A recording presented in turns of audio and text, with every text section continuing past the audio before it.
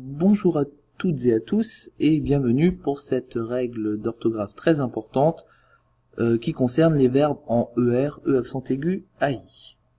Alors, lorsque dans un travail d'écriture, de rédaction ou encore dans une dictée, j'entends le son « et » à la fin d'un verbe, j'ai le choix entre trois orthographes et pour choisir la bonne, je vais essayer de remplacer le verbe qui pose problème par un verbe du troisième groupe, comme par exemple vendre, battre ou mordre. Alors en ce qui me concerne, dans les exemples, j'utiliserai le verbe mordre, parce que je trouve qu'il est un petit peu plus rigolo que les autres.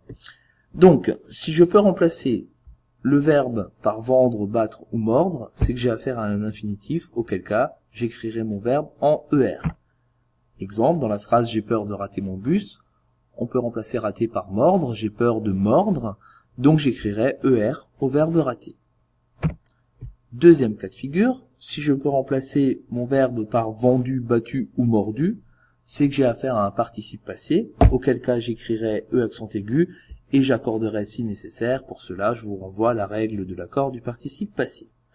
Par exemple, dans la phrase « j'ai encore raté mon bus », je ne peux pas remplacer rater par mordre, j'ai encore mordre mon bus, ça ne fonctionne pas. En revanche, je peux remplacer par mordu, j'ai encore mordu, donc j'écrirai raté et E accent aigu. Et enfin, troisième cas de figure, si je peux remplacer mon verbe par vendait, battait ou mordait, c'est que j'ai affaire à une forme conjuguée, auquel cas j'écris AI et j'accorde avec le sujet ensuite, avec un S, un T, etc. Exemple, Chloé ratait tout le temps son bus. On voit bien que je peux pas dire Chloé mordre tout le temps son bus ou Chloé mordu tout le temps son bus. En revanche, je peux dire Chloé mordait. Donc, je vais écrire AI. Et comme c'est Chloé qui mordait, le sujet, c'est la troisième personne du singulier. Donc, je mettrai un T et ça donne mordait, AI, T. Voilà. J'espère avoir été clair.